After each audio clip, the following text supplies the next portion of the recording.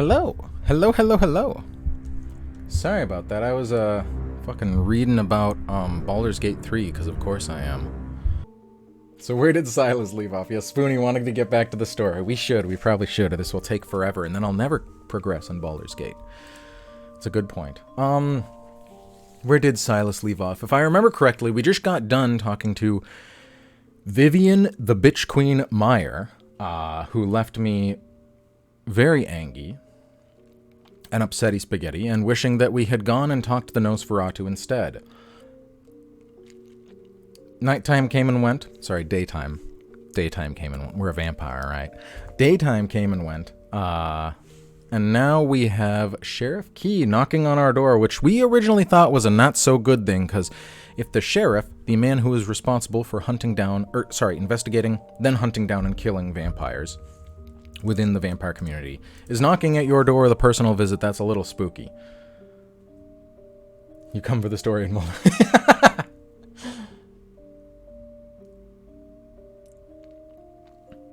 But we have been very pleasant with him and honest and straightforward, and he seemed to really, really appreciate that. My hair is so long, I just keep eating it now. Ugh. Let me just get a little more. Eat that. Suck the protein out of my hair. So, he seems to like us, and now he kind of, this last page, I remember, yes. This last page, he kind of gave, not the best way to get nutrition. This last page, he kind of gave us a warning telling us that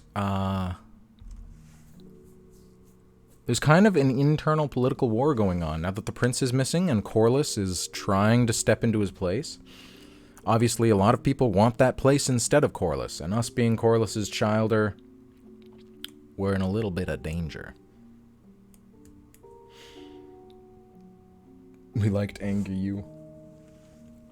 Peter, yeah.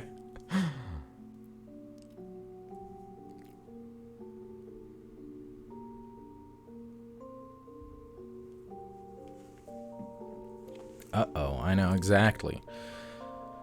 I'll read back over this last page just as, to give us a better idea of what we should respond with.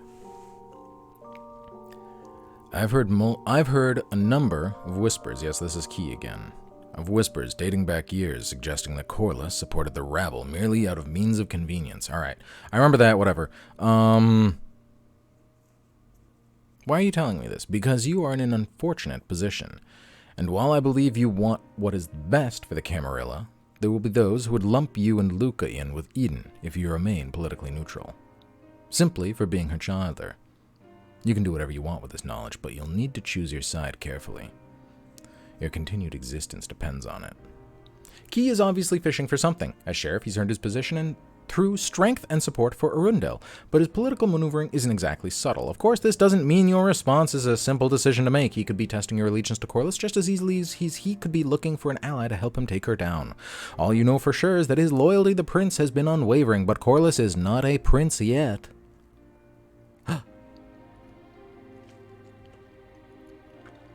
Oh, your name changed from purple to pink. Interesting. Yes. Because of our sire. Thank you for telling me this. I had no idea the situation was this dangerous. I support my sire. Corlys should know about this immediately. She's done nothing wrong. Has she? Why would I care what happens to me? Why would you care what happens to me enough to bring this to my attention? A fair question, right? Make him admit it. Make him admit it.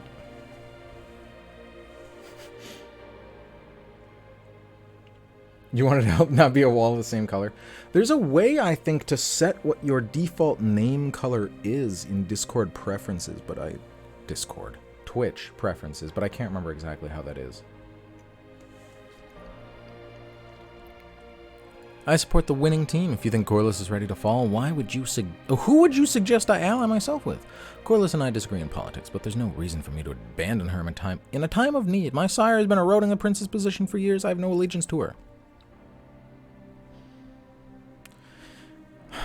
Yeah, the first one is polite, but it also tells him nothing.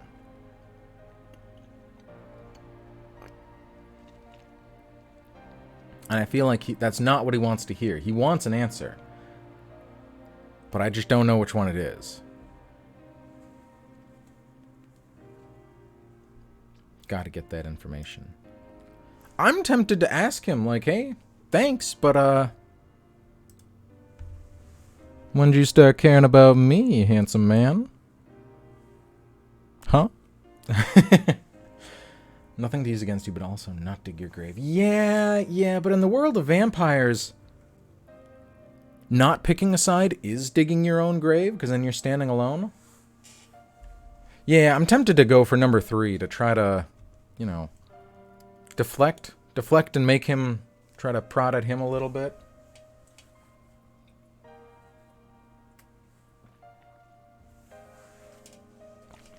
It's a good miss. Sometimes you just gotta bite the bullet. Why not? Why do you care, Key? Why do you care? Not in a rude way. The sheriff inclines his head.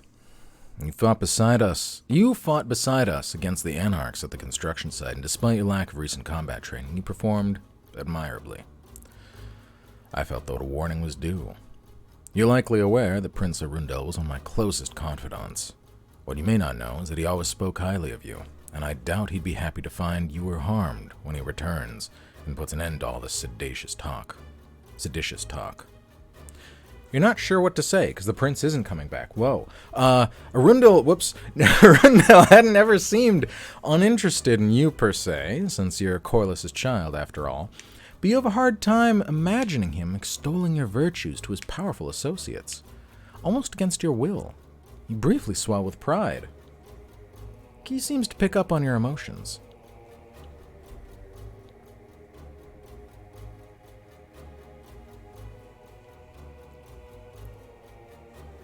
Wanting to figure out information. Yeah. But, I don't know, this game moves quickly. And I think literally every dialogue option changes these.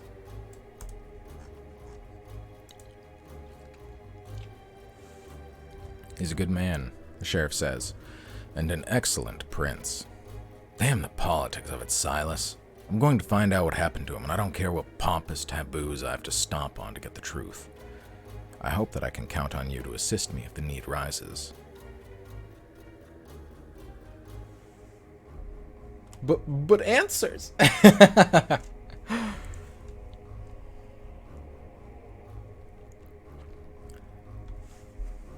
So are we full Key and abandonment of Corliss? Because this middle one, we're not picking the middle one. I already know we're committed to Key, but are we committed to Key and Corliss, or just Key all the way? I'm tempted to go with the last one. I want to help you, even if Corliss doesn't. The prince must be found before the city tears itself apart. Key! You know what? Why not? Let's go with the last one. Let's go with the last one. Fuck our side. Wow. I know you guys want to, but... Key smiles gratefully. That's excellent to hear, Silas. I had a hunch I could count on you. It's not so much that Corliss has been idle on the issue, mind you, but our efforts seem more aimed toward finding out why he left without considering the possibility of foul play. Eden has been making inquiries to this so-called beckoning the Banu Hakim Vizier has been going on about.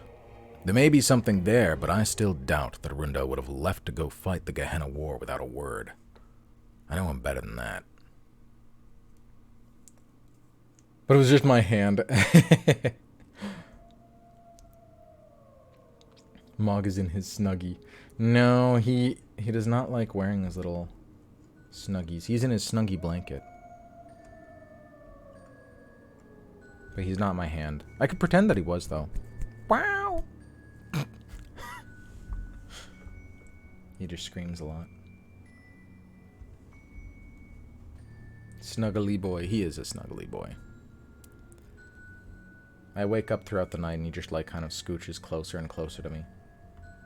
It's not the bad. You're acting... Thank you. My acting skills are immaculate, I know.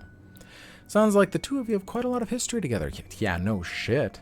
If the beckoning is a call from the blood, as the Vizier tells it, Arundel might not have had a choice but to leave immediately. Yeah, fuck you, Vivian Meyer. Not even considering that an option. Damn, oh, she upsets me.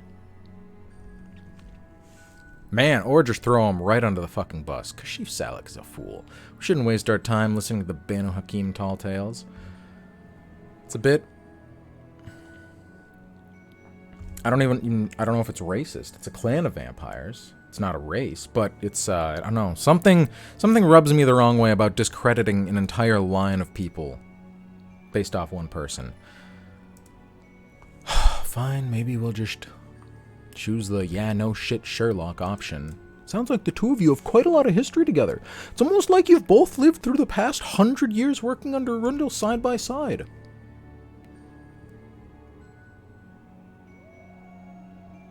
Fine.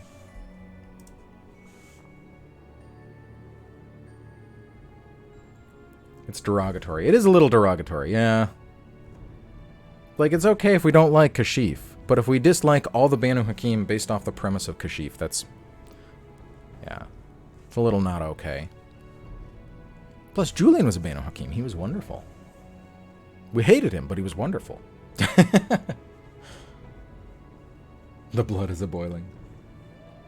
Key's face grows slack for a moment, and his eyes flicker closed. You can tell he's looking inward, perhaps reliving some key moment. That spurred his loyalty for the prince. After a moment, he reopens his eyes and speaks. I loved that dork. Arundel, sorry, this is Key.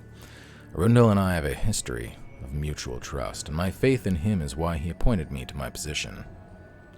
If he is still on the continent, I will find him. And if he has felt the call of the beckoning, as the Vizier suggests, I shall eagerly await his return. Key, nobody has ever come back from the beckoning. They die, alright? It's a war. Just saying. The sheriff adjusts his shirt collars awkwardly. I'm afraid I've spent more time here than I should. I must get back to my investigations. If you find anything relevant to our discussion, feel free to come talk to me at the precinct. The officer at the front desk will have you on the short list to let you back into my office. He walks over to the door and swings it open casually, cutting off both his men mid-conversation on the other side. I think we're just about ready to move on. One of them gives Key a questioning look, but they both know better than to challenge his orders out loud. You smile pleasantly. Is there anything more I can help with? I think that covers what we need to discuss. If you see your sire before I do, please let her know, politely, that I wish to speak with her. I'm sure the inability of my mortal agents to agree on a schedule with her own is merely a bureaucratic inefficiency. Sometimes a meeting between kindred should be arranged by kindred themselves. As Key turns to leave, you ought to be shot for that pun. Every time I say Banu Hakim, it sounds like Joaquin. Joaquin Phoenix, yeah. It kind of does. How did you know what? I missed that. Oh, how did you know I just woke up? I said what right?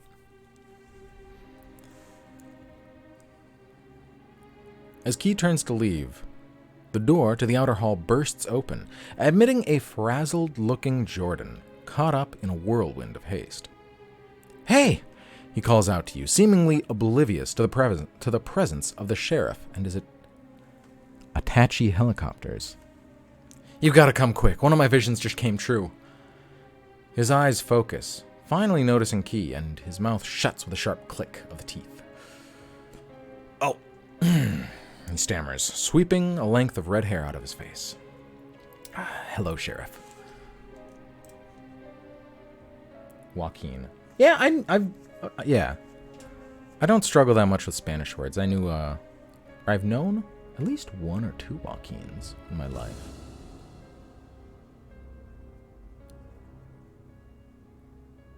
"Miss Tremblay," Key says without missing a beat. "Jordan, a vision, you say?" Jordan nods, a sheepish expression on his face. "It's a big one, about Vivian Meyer. You've always found it interesting how different the children of Malkav are. Malkav? Malcave? It's Malkavian. But I look at that word and I want to say Malkov. It's got to be Malcave, right? Malcave are from each other. You've been seeing and speaking with Fade since the early nights of your own death, but Jordan's gifts manifest quite differently. Only days after his embrace, Jordan had begun experiencing visions of the future. These glimpses of events to come were often incoherent jumbles of blurred images and words, but somehow the gift provided a clear and unimpeccable truth that would invariably occur in reality. At least, that's how he sees it. In truth, only a handful of Jordan's visions have come close to fruition, and even then it could be said that it was more out of coincidence than any true augury. Hello, Sneaky Snatcher. It is Malkov. Malkov? Or Ave? What is a hard A? Is a hard A or A?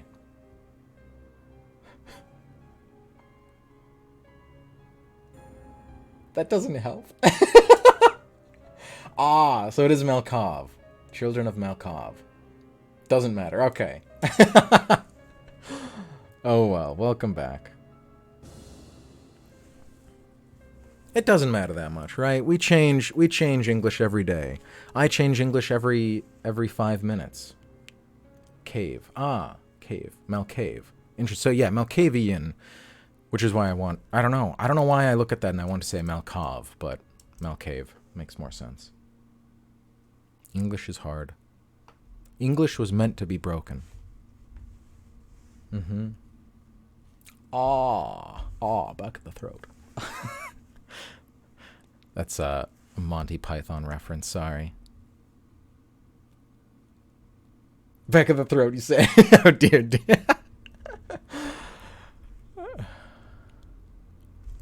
Alright, back to Key. What about Vivian? Key asks. You're in one hell of a hurry. I found her wandering the streets downtown, Jordan says, his eyes flicking between you and the sheriff. She had no idea who she was or how she'd gotten there. At first I thought she must have been a mortal that just looks like her, but she's the real deal. I drove her back to her place and her butler was completely beside himself. He said she'd run out of the door like a wild animal before he could catch her. Good, what a bitch! What is the velocity of a swallow? Oh, an unladen swallow.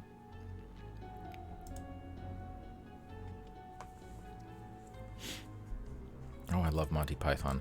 Where is she now? Is she safe? I don't care. She was really rude to me.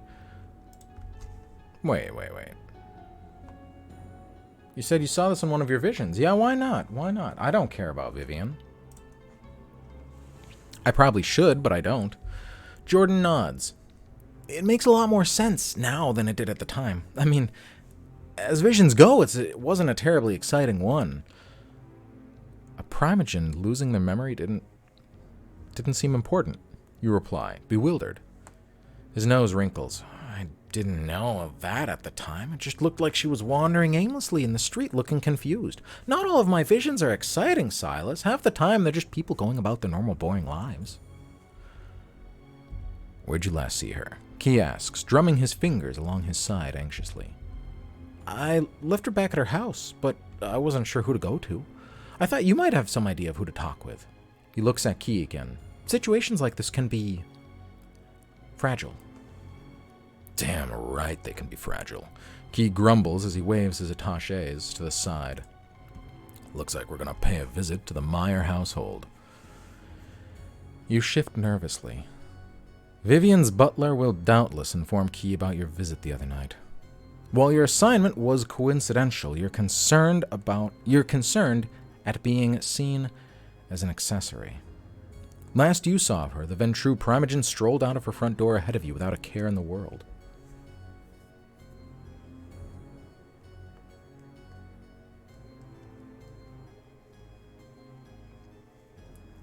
The idea of some oracle getting a bunch of pointless visions. Yeah, I mean, Malkavians can't, they're not like... perfect fortune tellers. If they did that all the time, they'd be revered as like the strongest vampires. Everybody calls them the loonies for a reason. That's the thing about Milk Cave.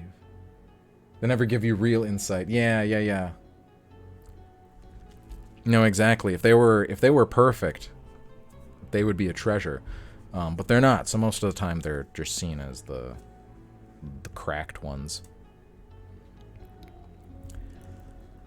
All right. Let's be upfront with Key, right? We want Key. We want this to go good. He's appreciated being direct and blunt so far, so let's tell him everything. I think he'll be upset and reasonably questionable if we keep things back. Honesty all the way. Yeah, just with Key, though. Never again with Vivian Meyer. That didn't turn out well. You quickly explain the nature of your meeting with Vivian to Key. The sheriff watches your face as you speak, weighing your words carefully. In the end, he looks both surprised and satisfied. I'm glad you told me, he says. I would have found that out anyway, but I wouldn't have had to waste my resources following up when you already had this information. You should be careful, though. Corliss would snap your head off if she knew you were giving out all the details of your missions to other members of the court. Not that I don't appreciate it, mind you. His eyes wander over to Jordan. I should get over to the Meyer estate and talk to her, sort this all out.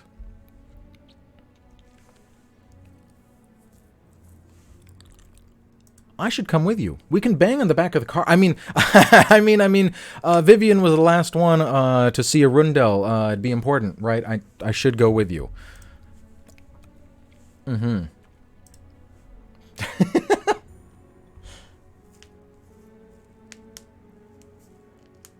We bought the milk, not OJ. Wait, what? He meant not, guys. Come on. So you can have so many oracles in media where they don't pick their visions. Oh, getting random visions, the most mundane shit. Oh, yeah. Like getting a vision of buying milk, not OJ, yeah. Bang in the back of the... I mean, just, you know, who... Pff, that'd be crazy, right, Key? That... Right? Just saying, though. I'm not even going to read the other two. The other two just don't join him, but if you guys really want Key, we gotta follow him.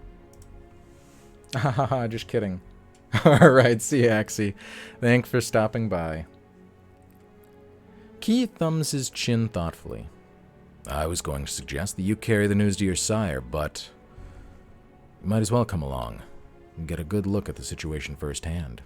At least then, Eden will be kept up to date since she seems intent on blocking me out. He gestures at Jordan. You're coming with us. Oh, okay, Jordan says, eyeing you. You mind, Silas? You were the one that found her, you say. It makes sense for you to come along.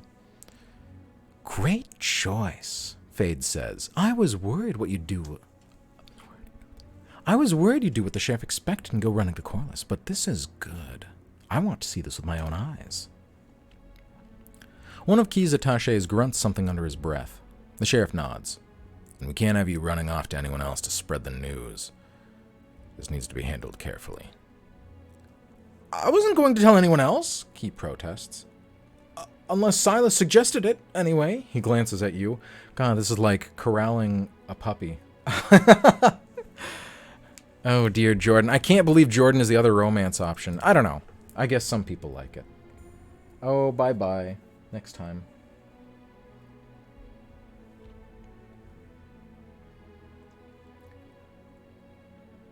Any more of that?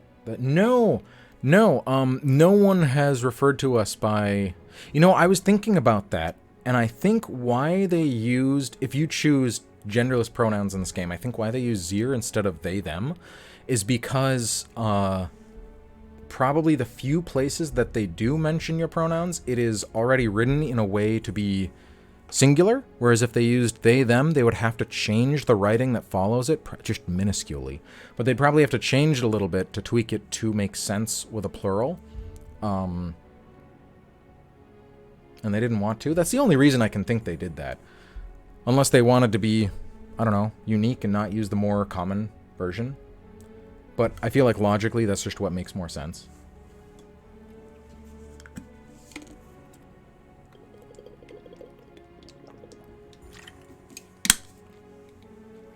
when you're being logical. Because that makes sense to me, because when we typed in, when we gave Fade custom pronouns, it botched it, and every time it mentions Fade, it and like says he does this, he does that. When we had them, I don't know, the grammar was just totally wrong. We can invite our sassy asshole Fade to join us in the back of the car. I think he's coming whether we want him or not. A sudden pang of hunger stops you in your tracks as you're walking through the door. The past few days have been unusually tiring. Before you do anything else, you need to feed. I know that look, Key says. You have someone waiting for you? You nod. Good. I'll meet you out front when you're done. Key waves Jordan forward.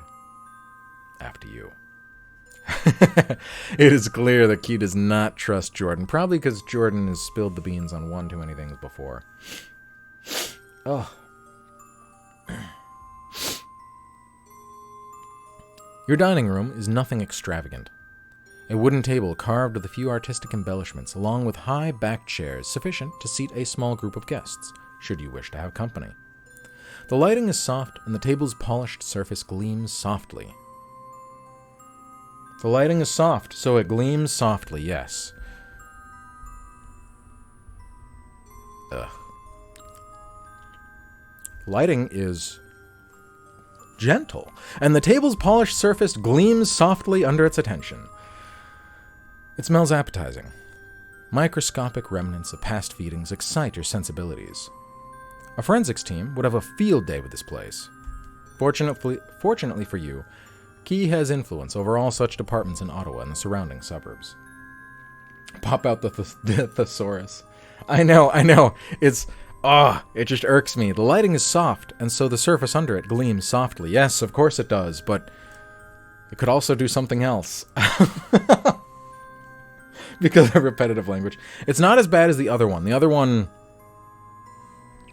every time somebody said something, it ended their statement with blank said, instead of any other word you could choose for a response. Like here, he slurs. Never said that. It would be he says. I'll cut it some slack. The rest of this game is written so well. There's an ache in your veins that you haven't experienced in quite some time. You've recovered from physical trauma with your mending abilities since your last feeding, and your hunger has grown noticeably. Long nights in the comfort of the Camarilla's protection have left you unaccustomed to going hungry for even a short period of time. You'll need to toughen up if events keep spiraling out of control.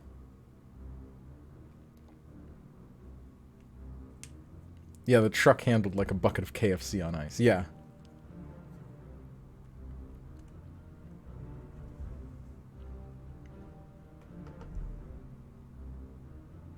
It was said. Oh, they said. Yeah. You find your prey leaning back in one of the seats, eyes foggy and glazed as he stares up at the modern lighting fixture. The soft, modern lighting fixture. Gerard told you he was young. If you had to guess, he's in his early 20s, likely fresh out of his overbearing parents' house and quick to dive enthusiastically into the local bars. You've seen this type of kind before. Suffocated by well-meaning mothers and strict fathers, and determined to live life to the fullest as soon as he moves on to university. He picks at the torn neckline of his expensive designer shirt, and his fingers come away slightly damp with alcohol. Fuck, he slurs. Dad's gonna kill me when he finds out.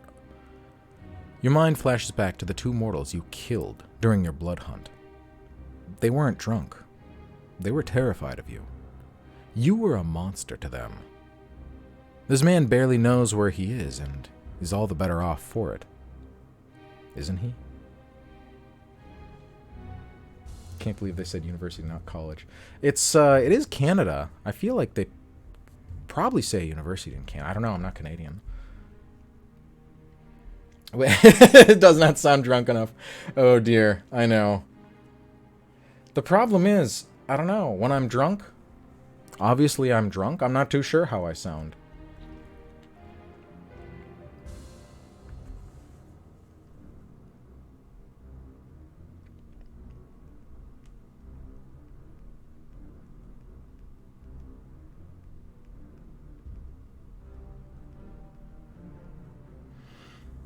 Fair, yeah. You have bigger things to worry about than a ripped shirt. No need to spice him up. I don't know, maybe we like the taste of fear. You get more... I think everybody does to some degree. Although, to be fair, at this point, my alcohol tolerance is so shit. Hey, now. We'll go with the middle one. Why not? Although I'm tempted to say nothing, but... Just take it easy, man. Everything's gonna be fine. You just get sleepy. Yeah, it'll all be fine. Wait, who are you again? He slurs.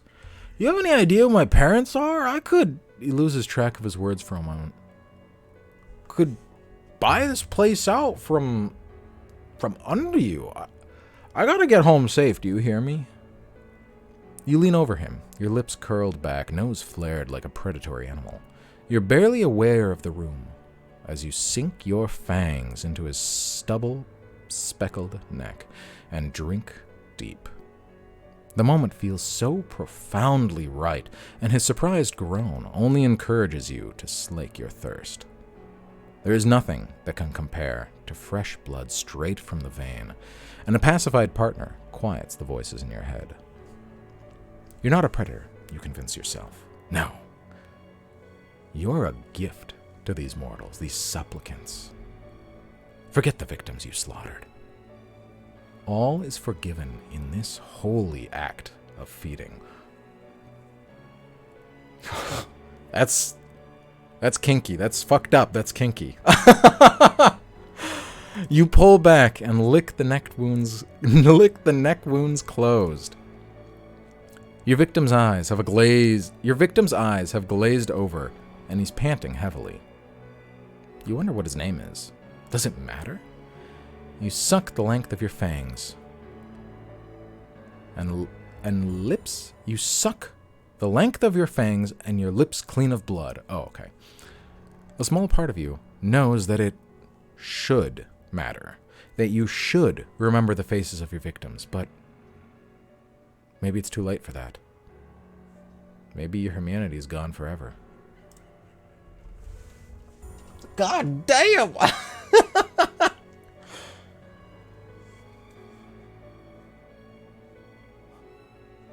Lip flick and length. Sheriff Key's silver sedan is surprisingly unassuming. You expected a luxury vehicle, or at least something that isn't slowly being eaten away by the creep of rust. Money is power, and old money made over several mortal lifetimes affords the eldest of the ivory tower the finest luxuries available. As you and Jordan follow on Key's heels, you keep expecting him to veer off to another floor of the garage, but when he pulls his keys out from his pocket and presses a button, the car's lights flash. He waves you into the front seat, and Jordan to the back. Jordan shoots you a confused look. Seems like you're not the only one who's accustomed to upscale lifestyle in your unlife. Sucky, sucky!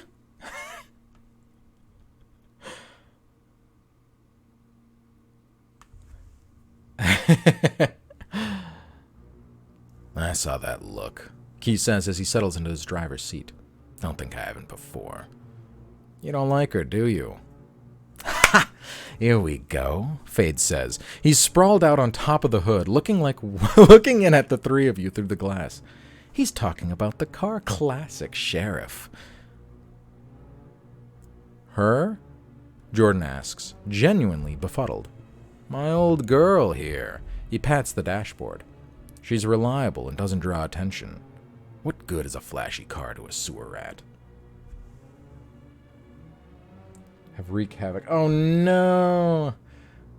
Bye-bye, Salem.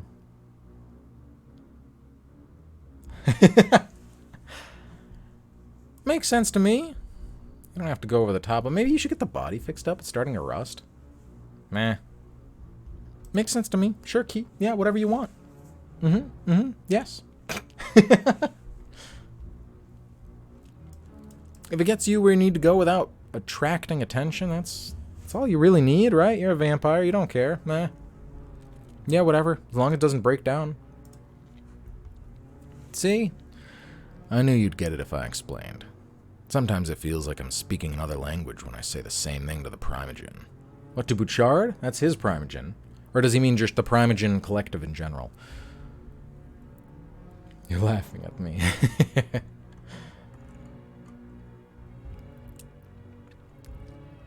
He is honestly adorable. I like him. I like him a lot. He's... I don't know. I think most Nosferatu are lonely. As sad as that might be to say. Hello, hello, Carrie. The reading makes me go back to sleep. Oh, dear. He adjusts the rear view mirror and backs out of the parking spot before lowering the driver's side window to speak with his Apache helicopters. Report back to the precinct and gather some backup just in case. We don't know exactly what we're dealing with. Some of them so deformed. Yeah. Yeah.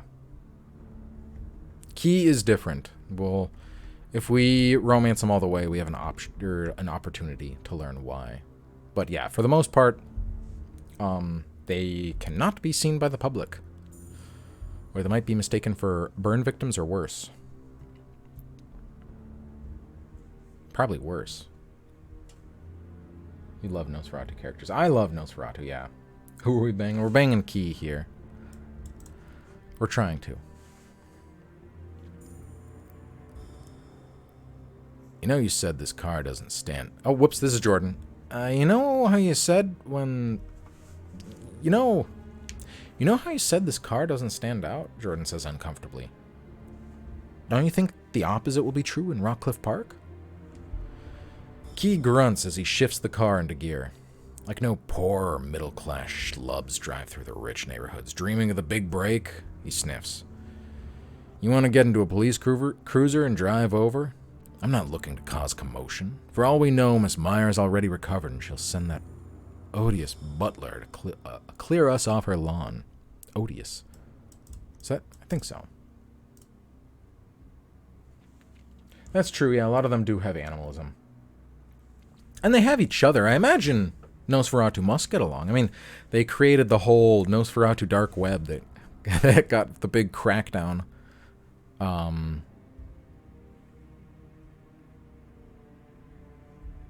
Look at Disney Princess.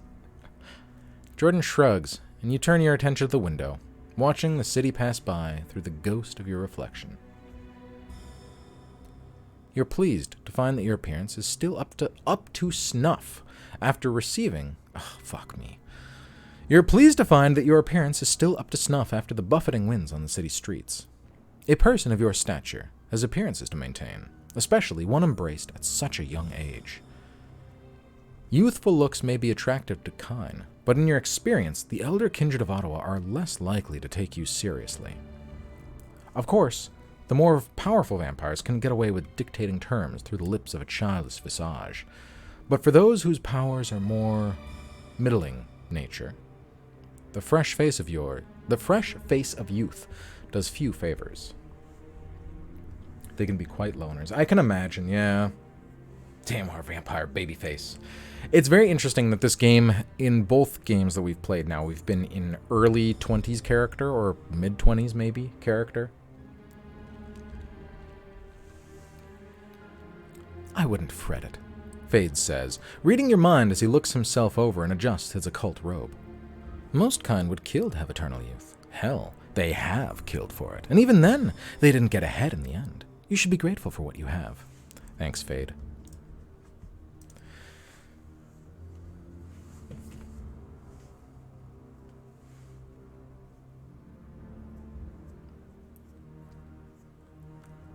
Vivian's estate looks just as it did when you vivided. Oh, it's like I'm just like slipping into the V for Vendetta opening speech. When you visited the previous night. Vivian's estate looks just as it did when you visited the previous night. The grass looks freshly cut, and the home's light brown brick walls flash bright with motion-activated lights as Key drives up through the wide, semicircular driveway. You step out of the car and close the door with an echoing clunk. It's so quiet out here, you didn't notice until the engine was turned off. The sheriff sniffs the air. Vivid Vivian. Vindictus. Jesus Christ. Vindictus. Vivid Vivian. Vivided. In a lot of the early books, there was not a lot about vampires.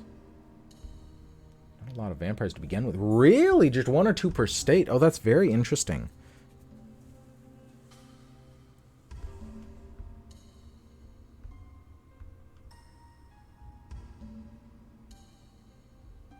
Nosferatu Cleopatra. What? They weren't common. Yeah, that's very interesting. I don't know, I only found out about Vampire the Masquerade probably like 2 years ago at this point, maybe a little more. So I don't know the early lore of the game. I've only known how it is now. I know a few things that have changed, but not a lot.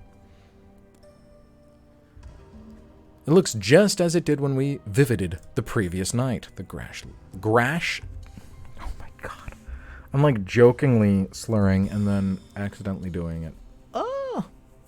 Cleopatra is a derogatory term to describe those of their clan that were embraced because of their extraordinary beauty. Oh, really? Oof.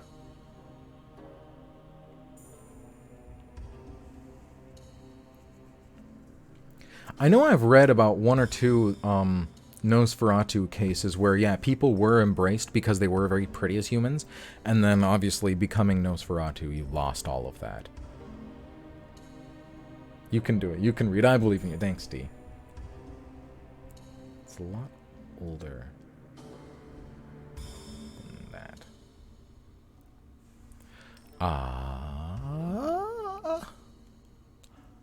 Motion-activated lights as Key drives up through the wide, semicircular driveway. You step out of the car and close the door with an echoing clunk.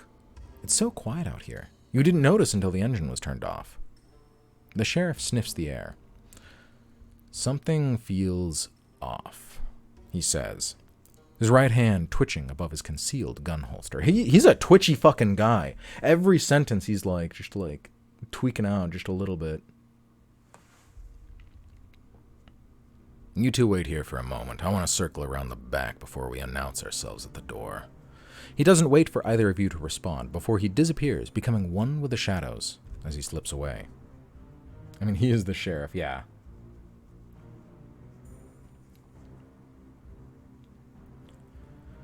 Jordan pulls you back into the car, far enough from the front door to keep from being overheard by a sharp pair of ears. You try to track any disturbances that could indicate Key's passing. Shrubbery rustles around the right side of the wall of the estate and is quickly stilled. He's gone, you say. What the fuck do you want, Jordan? What's going on? I had no idea the sheriff was going to be at your place, Jordan whispers. This could cause a lot of trouble. I should have kept my mouth shut, but I was so excited. You don't doubt it. There's no shortage of skeptics when it comes to Jordan's visions, and he views every successful augury as a vindication in the face of doubters. Just be careful, and I think you'll be fine, you say. He already has his hands full dealing with the Anarchs, so he's less likely to be too concerned about you when he's already stretched so thin. I was just thinking that this could be it, he says with a grin. The moment we've been waiting for. What do you think? Several years ago, Jordan had a vision that he would be instrumental in helping you with a mysterious project of great importance. And he's stuck close to you since at every opportunity. When you were a neonate, he helped you navigate dangerous social and political waters once he left Corliss's nest. And you have reasons to believe his intervention saved you from a possible fatal faux pas on more than one occasion, although Jordan has never made a point of it or asked for a quid pro quo. Neonate. Yeah, yeah. It's very funny. This dude is yeah, he is, but I don't know. It's like a golden retriever puppy. It's honestly such a faux pas. Is it not? It's faux pas, right? Spelled pass. Where is that? Faux pas. Yeah, that's what I thought. Fatal faux pas. It's such a strange... It's gotta be French or something, right? Strange statement. That, yeah. Oh well. Oh well. Statement. Phrase. Jordan's companionship means a great deal to me. I may have met final death without him looking out for me.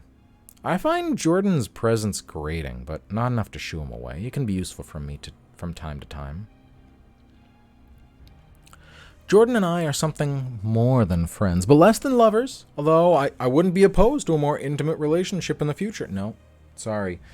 This game only lets you pick one.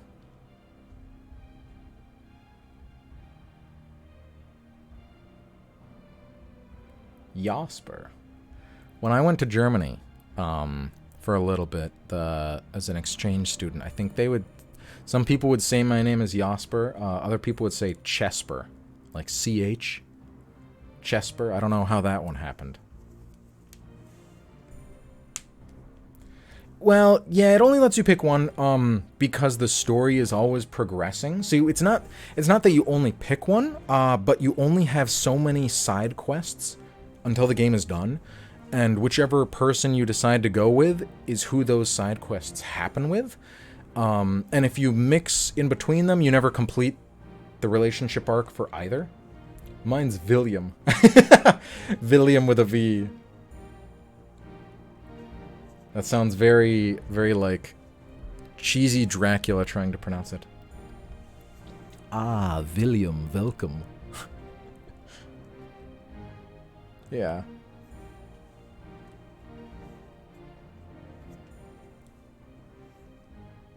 No vampire. Yeah, yeah. So, I mean, maybe if this game had a way to go back and interact with characters again, you might be able to romance more than one person, but because the story's always progressing, you only have a certain amount of chapters before the game's over, so you only have enough room to romance one character, and the romance always happens, like, on one of the final chapters, so we only have an opportunity. I guess it's not that we can only choose one, we only have the opportunity for one, and therefore it makes us choose. I want to suck your... Yeah. He's nice, he's sweet, but can't choose this one.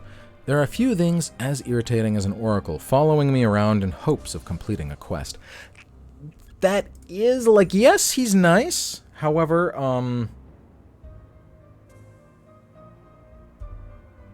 too much vampire for more than one. Yes, he's nice, but it is a little annoying that he's doing this because he had a vision. I guess because he had a vision, right?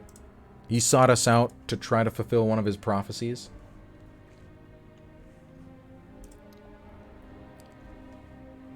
I'm torn between the top two.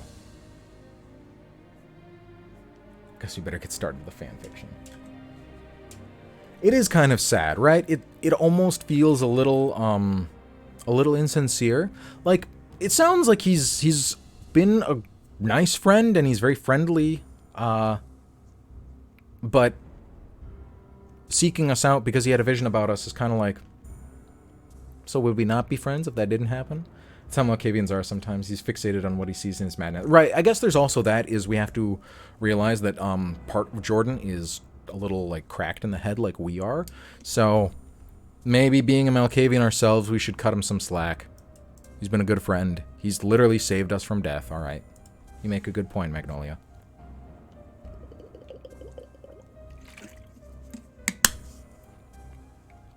He's desperate to be of use and to be taken seriously. I'm sure there's also a bit of that, too. That's a good point as well.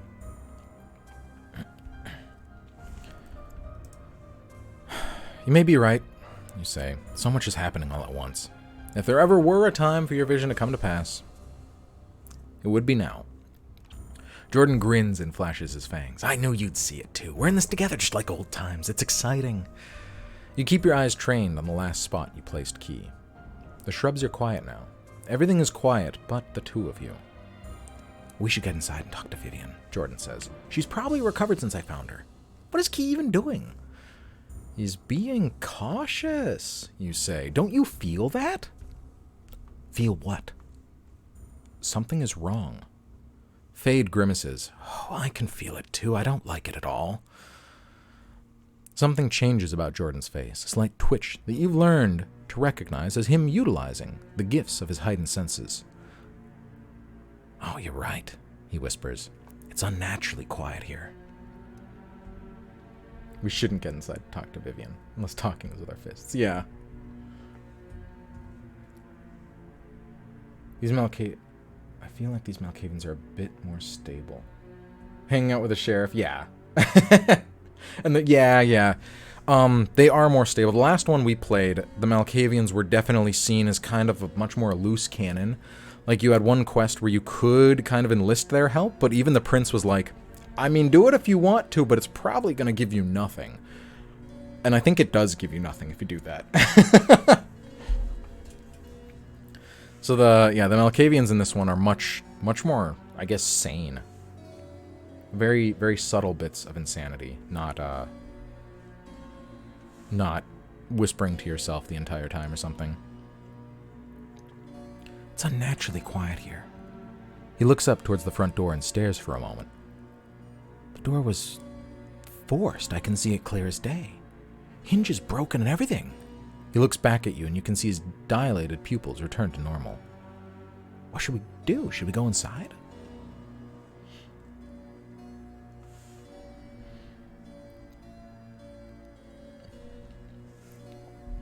Auspex. Plus hunger. Well, what's our hunger at? We did just feed. Oh, only one. Why not? Why not? Let's do a little bit of it, right? I can drastically heighten my senses to survey the area at the expense of increasing my hunger level. Only by one, though. Come on. The other options are, Key told us to wait here, so that's what we'll do. Gotta listen to Key. We should check out the front door. Whoever broke it might have left a clue. Or let's follow Key around the back. He may need our help. I think that would piss him off. Let's do the first one, right? Survey the area before we just jump to conclusions. You close your eyes, channeling your blood into your senses of perception. You open them again, and suddenly you can't imagine how you weren't able to see what Jordan was talking about. Minute fractures along the door jamb reveal that where the entryway was kicked in and later replaced, presumably by the intruder so as to avoid alarming casual passerbys. Hello? Wow. Yes. The silence you felt earlier is somehow magnified, as if even animals and insects were avoiding the area. The boy! Snack. What? Meow! Meow! What's wrong? Meow!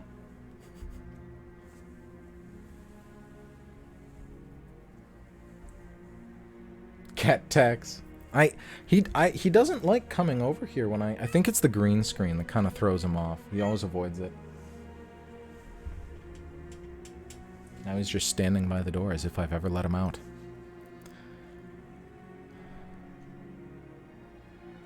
Turning your attention back to the driveway, you barely catch sight of a crouching figure observing you from a nearby passenger car. Fucked. From behind a nearby parked car. I just butchered that and kept going. Jordan, you whisper, don't look around. Someone's watching us from behind that Bentley. What should we... Excuse you! What? Come here. Nope, waddles off. He's got such a cute meow. Sometimes he makes like this very... I don't know, like a meow that sounds like he's in actual pain. And the first time I did it, I kind of like came running to see what was wrong, and then he just was standing there, looked up at me, and walked off. Such a little like goblin response. These aren't working. Let me start actually crying. Him yelling. Yeah. What should we do? he asks. We don't know when Key will come back. If this person knows what happens, if this person knows what happened, we may only have one chance to grab them. Alright, what are our best stats? I think they're social, right? Actually, our dexterity is surprisingly good. Dexterity, manipulation. What are our options? I want to attempt to grab the observer. Resolve? Do we have any good resolve? Not shit, I guess. The observer is trying to learn something. Can we lure them closer somehow? Maybe stage an argument they'd want to overhear? Manipulation, intelligence. Our manipulation is the same as dex, but what is our intel? Not as good. We should speak to them and convince them we mean them no harm. They might have seen what happened. Chasing them away or using violence won't get us anywhere. Charisma and wits. Charisma, meh. Wits, meh. So far, the first one, chasing them down, is our best bet so far. My youngest child does that shit. He'll give a loud meow that has some feelings behind it. Yeah. The Moglen meows woke you up.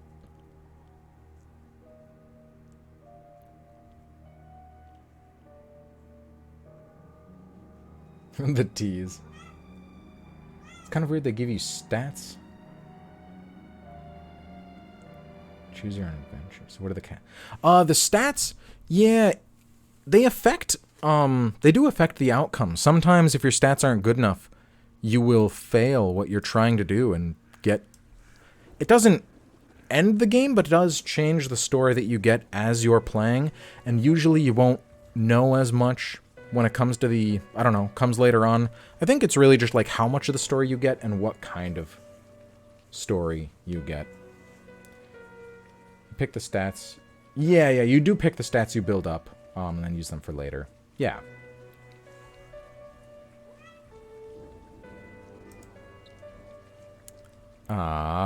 We should pretend that we don't see them. Let them fuck off. No, we could grab them. Those are our best stats for now. We need to find out what happened. Let's grab them. Jordan nods slowly. Right now? What? Little fussy man. Come here. No. Yeah. Little whining babby boy.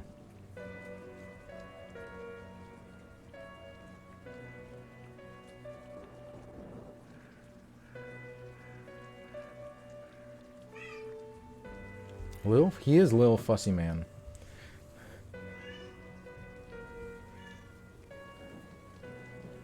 When has cat ever done what you've wanted? Yeah, that's very, very fair too. Whoa! What? I'm half tempted to go grab him and just give him a few little smicky smacks. Father, I crave your immediate attention. Is there a chance for an animal companion in this one? I don't know. I don't think so. I'm so upset that there was in the last one. I didn't find out till the very end. Fade is as much of an animal companion as I think we could get, though. What? Oh, he's so fussy. Who are you talking at? I'm over here. It's funny. He gives up immediately if I'm playing Call of Duty, but anything else, and he's like, this is not that engaging, and I know it. I'm going to start screaming. He wants us to see him. Should I go scoop him up? Oh, he just ran off to the bedroom. It's like he knows what I said.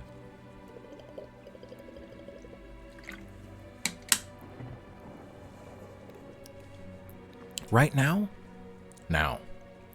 You burst back around Key's car towards the Bentley, dashing around the far side as the Watcher scrambles to his feet. Caught off guard by the speed of your pursuit, he barely makes it halfway across the road before you grab him by the shirt collar and pull him back to his hiding place, where you can speak to him with less chance of being observed. Seconds later, a car rounds the street corner, its lights slashing through the dark where you'd been just seconds ago. It passes without slowing down, and you swallow nervously. Thankfully, you are just fast enough, or you'd have been caught red-handed trying to apprehend the suspect. I wonder what would have happened if that did happen.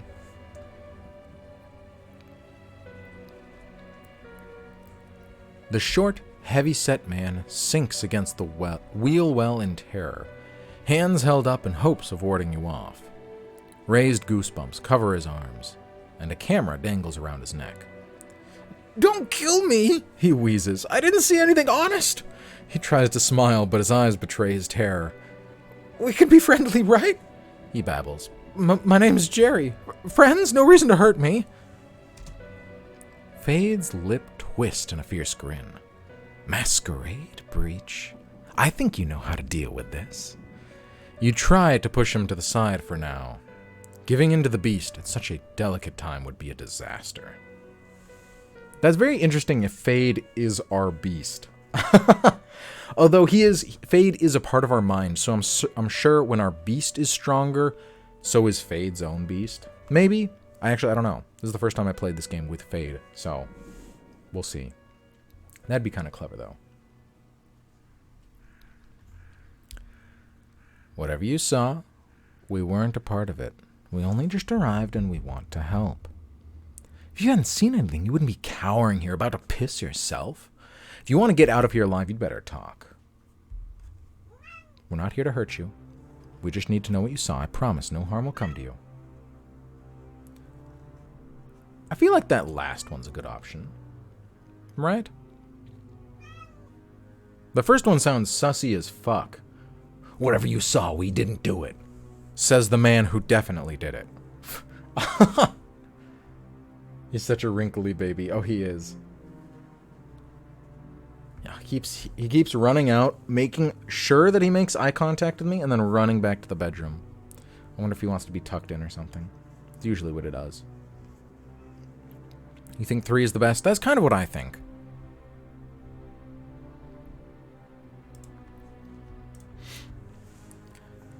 Whew, he exclaims, wiping a hand over his sweaty forehead. Oh, that's a relief. Come here. All right, 1 second. I'll be right back. Come here. Come here, come here, come here. Come here, come here, come here. Where you going? Where you going?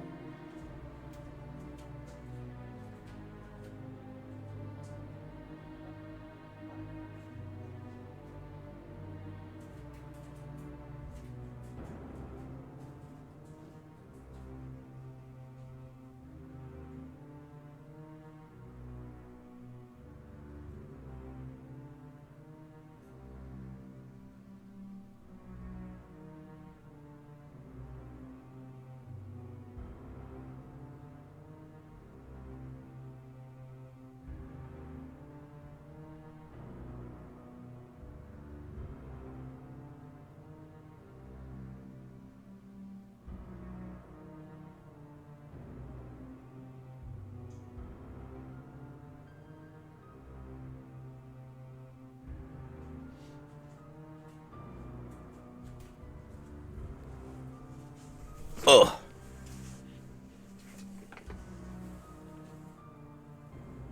I want cuddles too. We'll see if he runs back out here. If he doesn't, that's all he wanted, but maybe he just wants attention instead.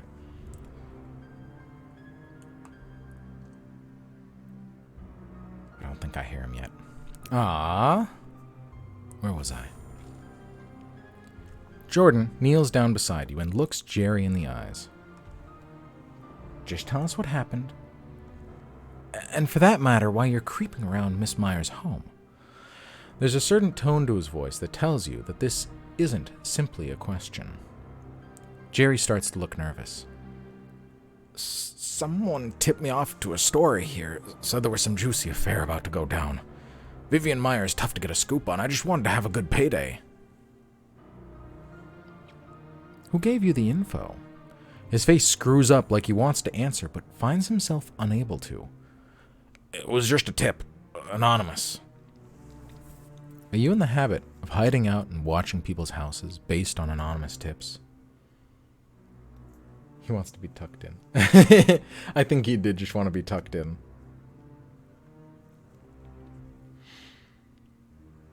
More often than you'd think, Jerry admits.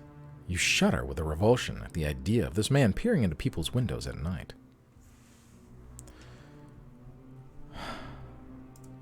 Now that we're on friendly terms, Jerry, I think you should tell us about what you saw. Enough about your work. What did you see that has you so scared? I growl, hoping to intimidate him. What did you see? Out with it. We'll see. If we don't get what we want, we might have to be a little more angry.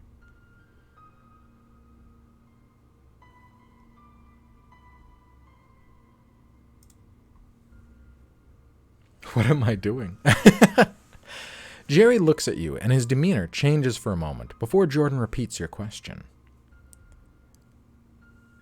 The slovenly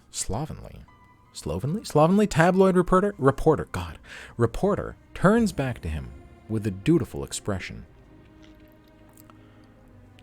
5 men in suits just walked up to the house and knocked on the door. They didn't come in a car or nothing, just walked right down the road. Up and in, I thought I must have hit a gold mine. 5 on 1, huh? He gives Jordan a knowing look. These rich old women have exotic tastes. Oh, Fade grunts. Get to the point, Jordan says with an exasperated sigh. Right, so like I was saying, these guys just walked up to the door and the butler guy answered. And they hit him right in the fricking face. Seriously, I just about fell over. He tried to close the door on them, but they kicked it open and barged in there like they owned the place. Shut the door behind them. Whole thing couldn't have taken more than 5 seconds, so I sneaked a bit closer. I think this tip might be worth something after all if I can get some good shots. A minute later, I hear a woman scream. 5 on 1. Convenient timing, oh dear. A woman. Was it Vivian? You just stood there and took pictures? Why didn't you call for help? Contact the fucking police. Did you see anything? What happened? Now, why not that middle one? What do you do? You hear a scream? 5 people assault the person that answers the front door, and then you hear a scream and you take pictures? Huh?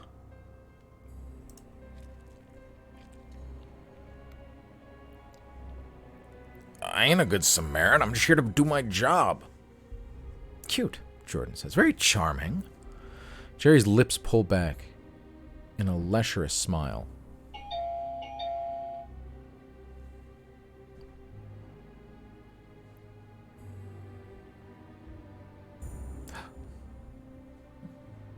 That's the packages. I ordered a bunch of shit off Amazon.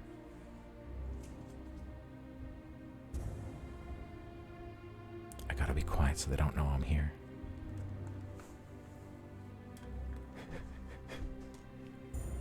I think they're gone.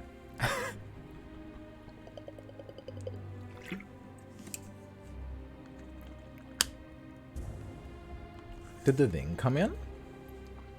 Don't you want your packages? Oh yeah, they ring the doorbell every time though. They'll just leave it on the front porch. It's no big deal.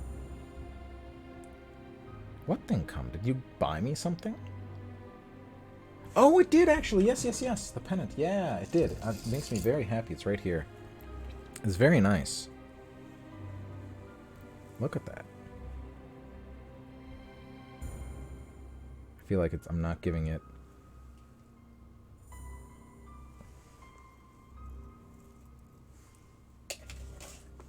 Unboxing. What did I even get? I don't think it'd be very interesting.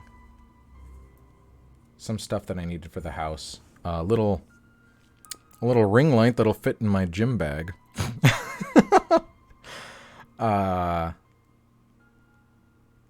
And an erasable battle map for D&D. Yeah, I was wearing it the other day. Gym TikToks. Not like,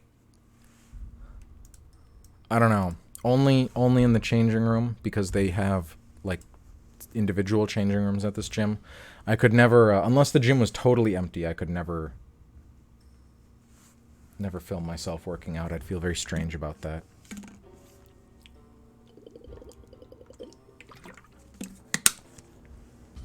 Because the changing room is now the biggest mirror that I have like access to. It covers half the wall. But the lighting in there is really shit.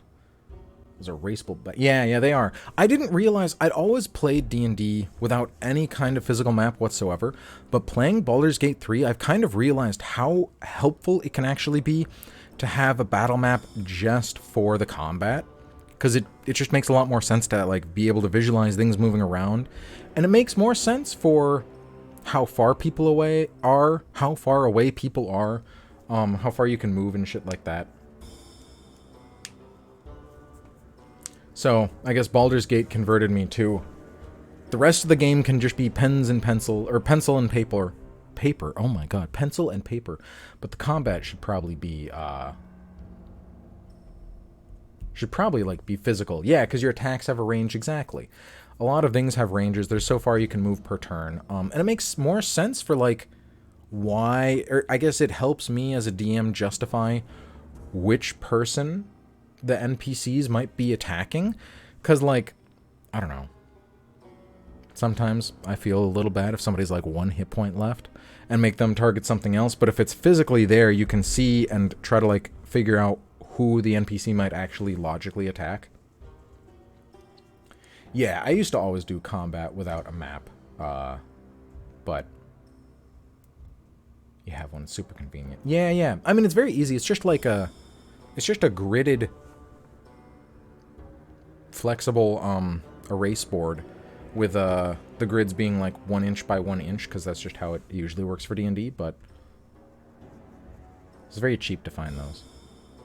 And then I ordered a lot of random little unpainted minis, because it doesn't really matter. You just use whatever you want as a placeholder.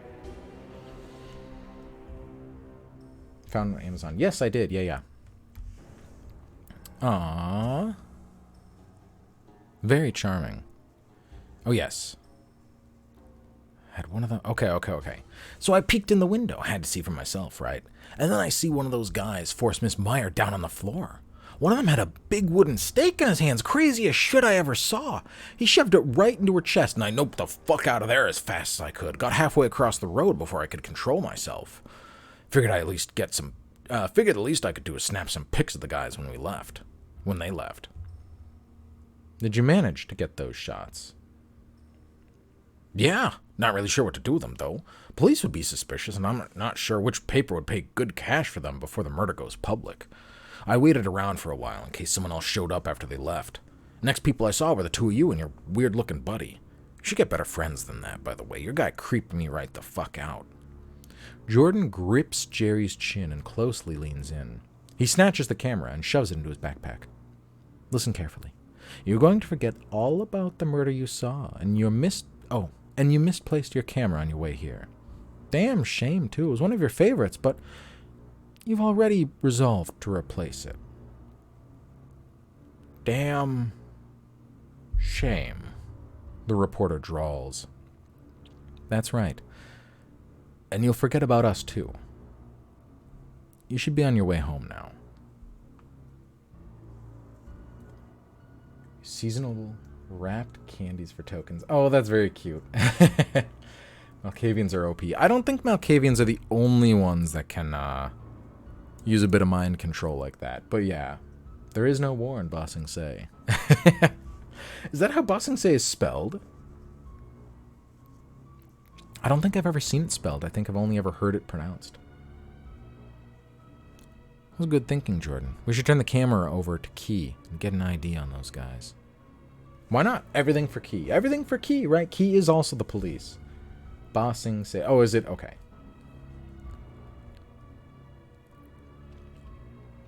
Yeah, why? Everything for Key. Key all the way. I probably only got about 15 more minutes to play, though. You sure? Jordan asks. I think maybe we should keep it. You shake your head. Key will have the best chance to identify the attackers. He shrugs. Fine, whatever. Makes sense, I guess. Jordan turns back to the reporter and helps him get back to his feet. We were never here, he says, reinforcing the suggestion. You never saw a murder. Now get out of here. Run back to whatever hole you call home. Jerry shakes his head and slurs something unintelligible before getting to his feet and running back off to the city proper. Moments later, the sheriff materializes out of thin air in front of you. If you were still mortal, you might have cried out. What was that all about? Key asks, an edge of anger in his voice. What did the reporter see? He said he saw Vivian get staked by 5 goons that broke in. He said, you say. He thought it was a murder. I made him forget. No loose ends, Jordan adds. He takes the camera out of his backpack and hands it to the sheriff. He thinks he got some good shots of the assailants too, so we took it from him. Key takes the camera and nods graciously. Excellent initiative. What should we do about Vivian, you ask? We've got to get in there and help her.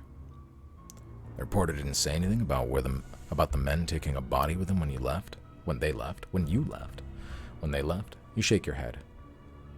Then she should still be in there. Let's get her before something worse happens. I can neither confirm or deny. Target is a trap. Oh dear.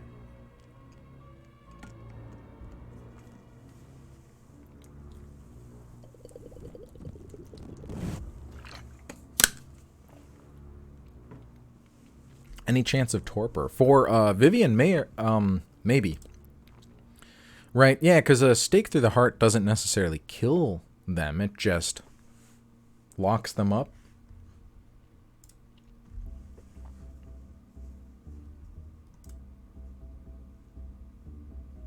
I'm so broke, so it has no power over me. Oh, dear. Oh, Target and all of its goodies. You slowly open the front door to Vivian's estate, taking note of its damaged hinges, and using as little force as possible to make your way through the opening and into the front foyer. The main room is dominated by a massive Victoria-era portrait of Miss Meyer, though it would be safe to guess that she went by another name that long ago. The clothes are different, but the face is unmistakable as it looks down on you disapprovingly. The air is cold, and the distinctive smell of death beckons you to a small alcove to the right, where you find the body of Vivian's butler propped up on a stool. His eyes have rolled back, and a trickle of blood and drool dangle from the edge of his mouth. Ugh.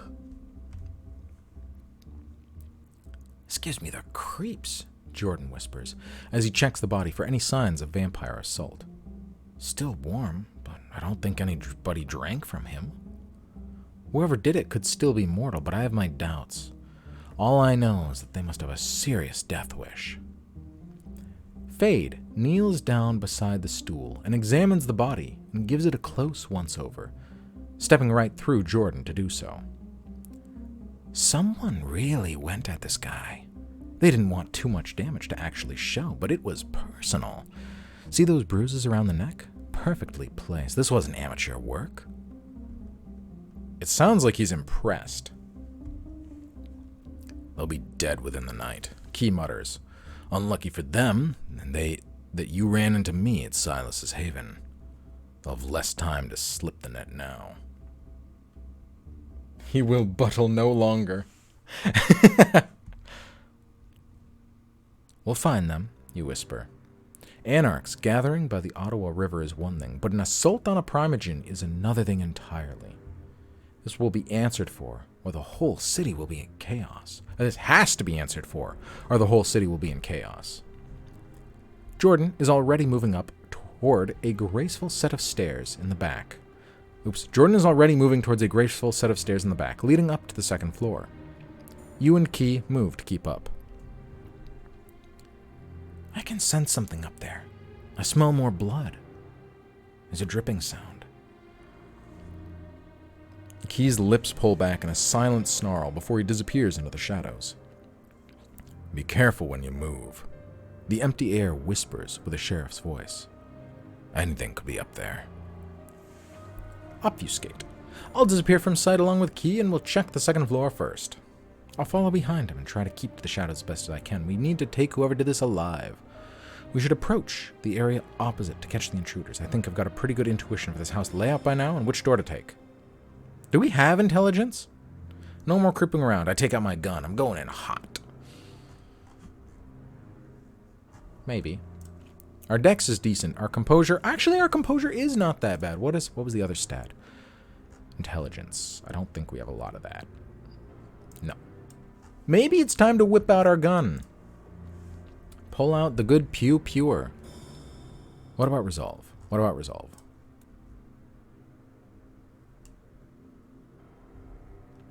Alright. We could follow Key instead of pulling out the pew-pew gun. Yeah, obfuscate is the ability to more or less turn invisible. But we've already ticked up 1 hunger. We're at 2. I don't really want to use another one that fast. So I'm tempted. We'll follow behind him. Just stick to the shadows. Those are 2 of our better stats. So hopefully it'll go okay. You're saying we're coming out blasting? You exchange a knowing look with Jordan, and he disappears along with Key. You climb the remaining stairs in silence, acutely aware that you're the only one of the 3 kindred not completely concealed by a dark gift.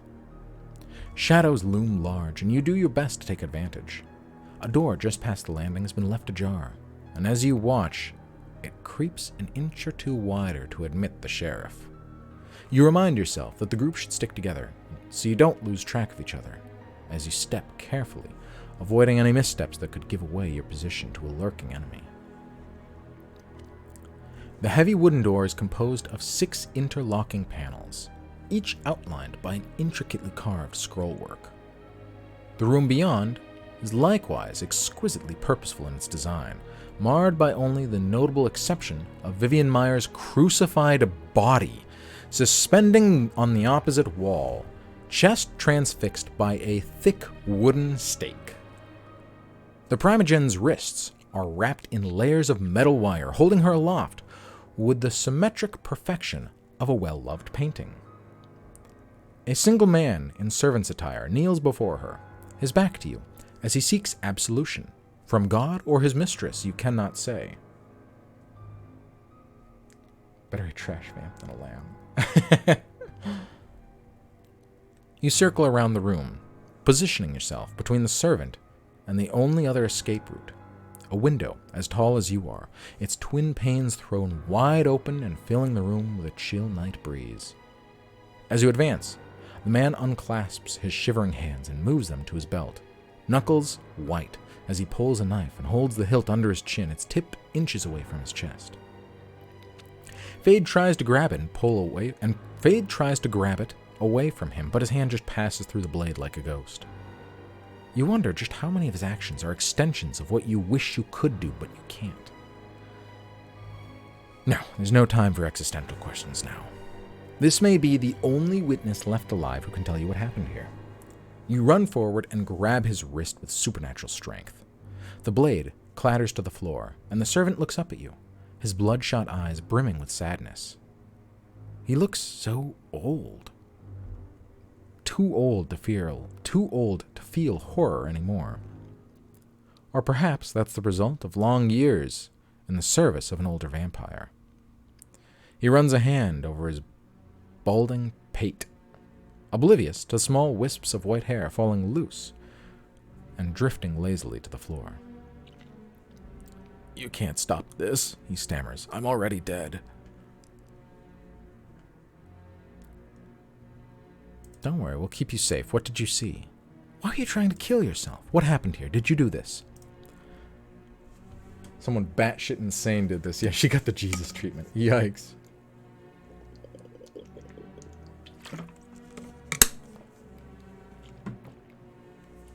Oh yeah, this is more than just some SI shit. Well, because the Second Inquisition wouldn't leave a trace. Or at least they probably would try not to, or make it look like a regular murder. This is, this is sending a message. She was meant to be found like this, right? I really don't know which is the best option here.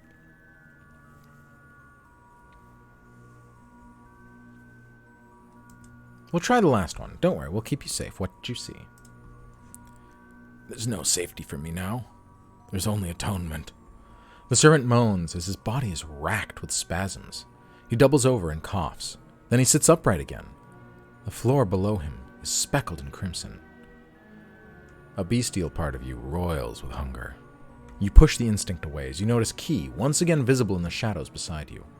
He stays silent, but his eyes flicker and shift around the room with the unnerving calm of a man slowly piecing together a puzzle. "You're dying," Jordan says, suddenly visible in front of the servant. "We're going to keep you alive. Just tell us what they did so we can help."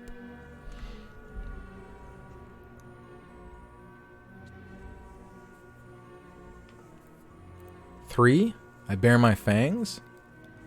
We were told there are 5 attackers in here. Did they do this to you? I speak to him kindly. Were you mistress's kindred? If anyone can help us, if anyone can help you, it's us. I bare my fangs. If you don't tell us what happened here, you'll wish you had the chance to kill yourself, old man. Yeah, right. Threatening somebody who's about to... I don't know how much that'll work. We have to keep him alive or we'll never know what happened. I feed the old man some of my blood. Oh, it was for the previous choice. Okay, yes, that makes more sense. Exactly. I think he wants to die. Right. You're threatening him. Don't know. But he just vomited up blood. So I think we need to give him a little bit of the Healy powers. Or else he's dead. And I kind of agree with that. If he dies, we don't know what the fuck happened. So we'll try that.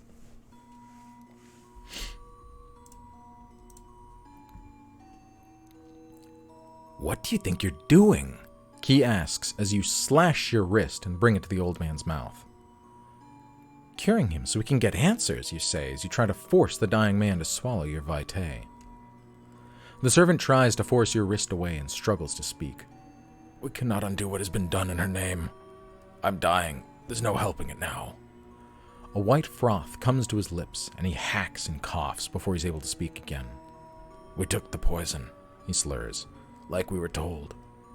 Will she smile on us in heaven? His breath stops as he shudders, and death takes him.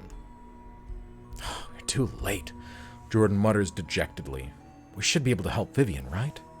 Did that increase my hunger? No. Alright, well, nothing lost, I guess.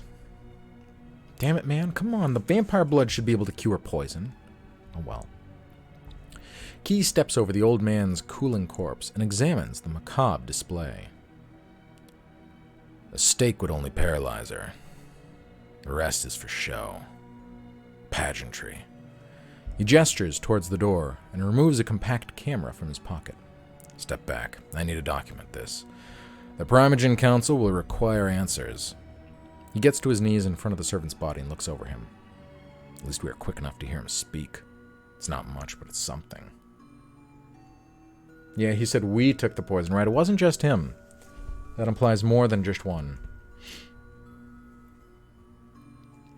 Over the next 15 minutes, the sheriff photographs the crime scene from every angle, while you and Jordan check from room to room, searching for additional evidence. You find 4 more servant bodies. 4 more bodies in servant clothes. Same thing. Each of them collapsed to the floor with a residue of white foam on their lips. Poison. So that must be the we. Fade examines one of the bodies in particular. Oh, fuck off. Fade examines the body of one servant in particular closely. I think I know this woman, Silas, he says. I mean, I guess you know her too.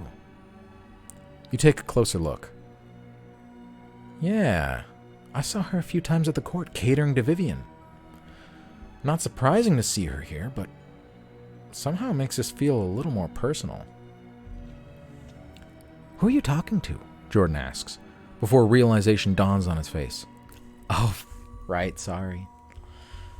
It's okay, you say. Sometimes you forget that Jordan is one of the few kindred who know about Fade. You can feel Jordan growing increasingly uncomfortable as you go on. Why would the killer poison them? He asks. Why couldn't they just have killed them like the butler downstairs?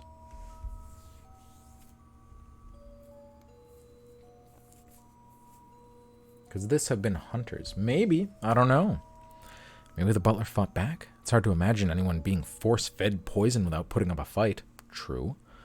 The servants must have been in on it. It takes a certain kind of fanatic to to string someone up like that, and then kill themselves to keep the secret. They might not have even seen him in the alcove where he was hiding. If they found him when they were leaving, there might not have been enough time to poison him. But the servant said we took the poison. It made it sound like the servants were a little bit in on it, right? They took the poison. I stay silent. I'm not sure what to think yet, and I'm not going to give idle speculation. This definitely isn't just like power motivation. Yeah.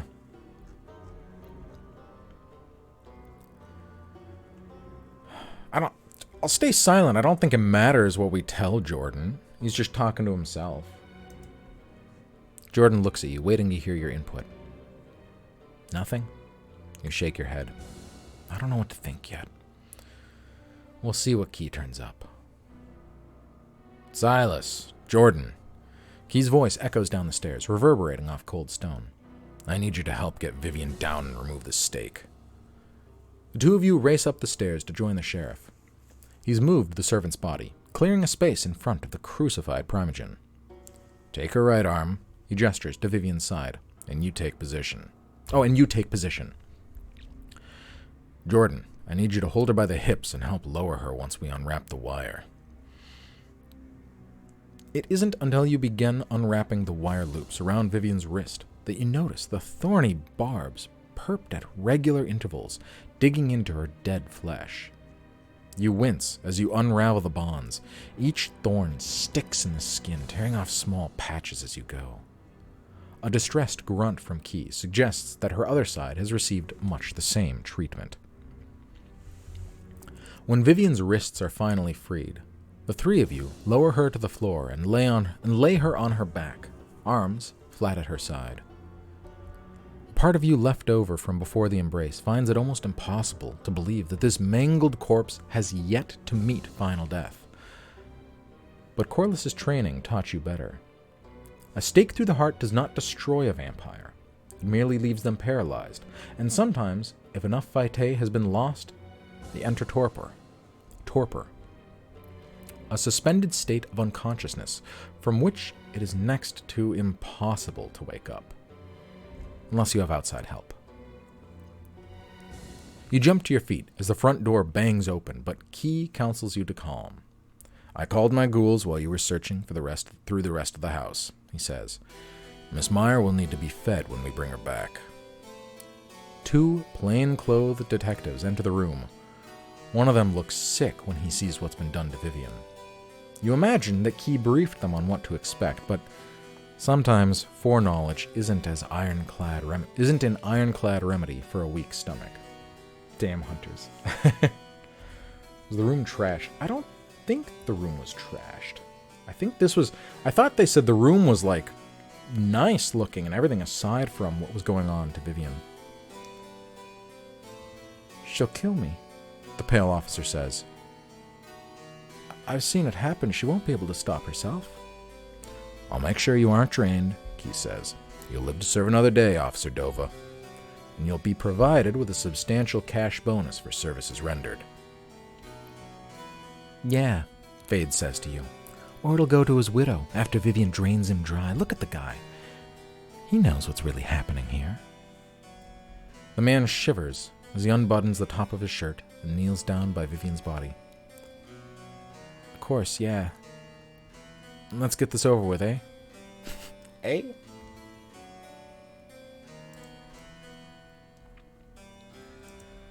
Vivian Meyer's eyes burst open, and her mouth twists in a silent scream.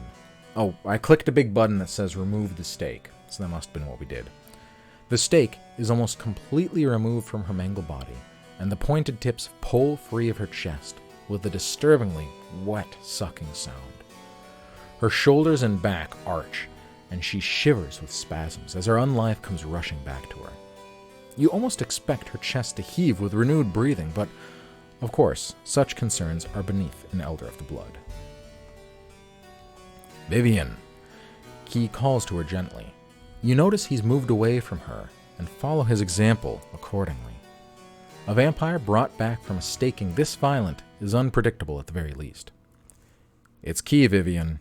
We've removed the stake. You have some kind to feed, but you must make sure to not. The newly awoken Primogen lurches forward with terrifying swiftness and grabs the closest mortal by the neck, sinking her fangs into his flesh and slurping greedily. I, for one, enjoy a good steak. Yum, yum.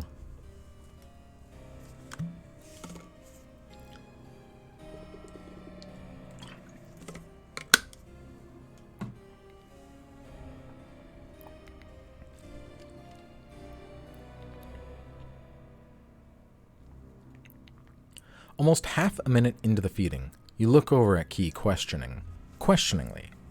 The sheriff nods and creeps forward to separate the two before she can drain the mortal dry. There are 2 vessels here, Key says. This mortal has served me well, and I won't have him drained. Move on to the next. Vivian growls like a feral animal and latches onto the man with talon-like fingers. Her skin is mending before your eyes as she drains the life from the officer. Silas, Jordan, I may need your help to occupy her while I free Officer Dova.